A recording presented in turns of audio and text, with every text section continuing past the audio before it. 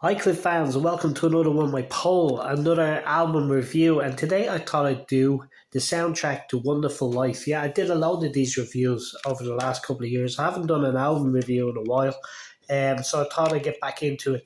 And the reason why I want to get back into this one is because I was originally due to do the We Say Yeah podcast with David Ghosty Wills. I mentioned this on this channel before, the podcast, and I've done a couple of the shows, and I was very excited to do this album, but unfortunately, the time David has and the time I have off didn't coincide, so I'm not able to review this. But David is going to do a big review of this on his podcast coming up pretty soon. I think it's the next album that he's going to review, and you should be able to find that on his Facebook page and his podcast. We Say Yeah.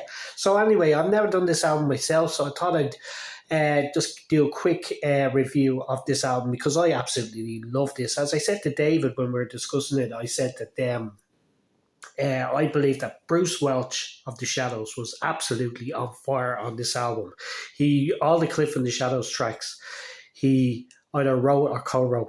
I just believe this is Bruce Welch at his best, and it's Cliff and the Shadows at the best. I think it's probably my favorite of all the albums released in the '60s. Well, I love Me and My Shadows, but this is one I keep on going back to all the time. Wonderful Life soundtrack. It's definitely the best soundtrack of the '60s for me, anyway. So I'll go through some of the songs. Opens with Wonderful Life, which was written by Bruce Welch, Brian Bennett. Probably to follow up Summer Holiday, they had a huge number one. The two of them wrote that song, as a lot of people know, together, and they had a huge number one, and it's a very recognisable song. It's one of Cliff's biggest selling songs. So I suppose it was only right that they write the title song for this song, Wonderful Life, but it wasn't released as a single, and I think it probably would have made a good single.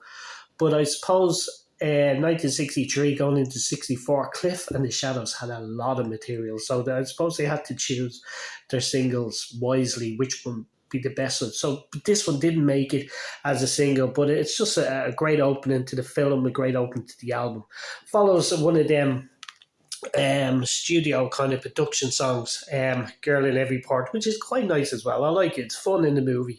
I'd probably skip it on the CD, but it's followed by a fantastic track by the Shadows, which is very. I think you can hear it a little bit in the movie, but I would have loved to see a full section of the Shadows playing this because I absolutely love this track, and it's called Walking.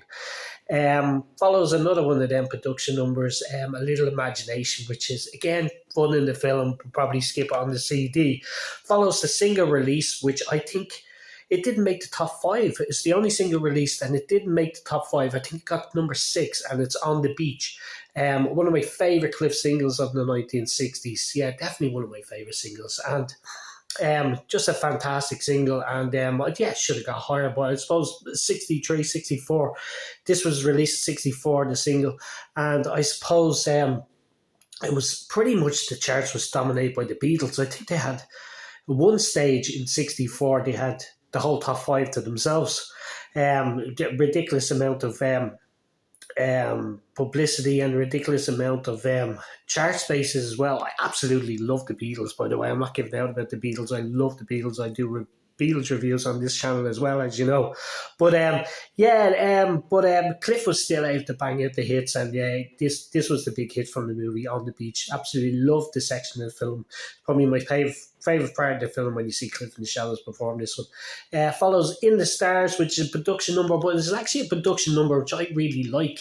It's a beautiful song, In the Stars. Number 8, really fun track in the movie, We Love a Movie, which Cliff and the gang do a whole section of kind of movie history from the start of movies to up until James Bond, which only James Bond movies only started around a year before this movie. So it's kind of like a history of the movies, and it's really fun to. You see Cliff playing Sherlock Holmes, you see him playing one of the gang in West Side Story. You see him playing James Bond, of course. Yeah, it's really fun to watch. Probably skip it on the album, but follows another great track, Do You Remember? with Cliff and the Shadows. They recorded this song, I think, 2 years before that, and it was kind of like an outtake. But then they re-recorded it for this album. It's a highlight, the album as well. Do You Remember? Just a fantastic song. Follows another one, What Have I Got to Do, which is a really fun Cliff and the Shadows track. But again, in the movie, it's only played for probably about a minute of it. I would have loved to see the Cliff and the Shadows perform this one in the movie, the whole song. And follows my favourite Shadows track of all time, written by Bruce Welch, Team for Young Lovers. Absolutely love Team for Young Lovers. I told them this story a few times, but I got to perform with Brian Licorice Locken, the bass player of the Shadows. He recorded all the songs for this album, even though John Russell is in the movie.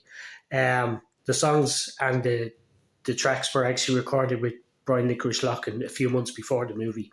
And I told Licorice when I met him that my favourite Shadows track of all time was Team for Young Lovers. And he, as a lot of Shadows fans know, he carries an harmonica around with him in his pocket.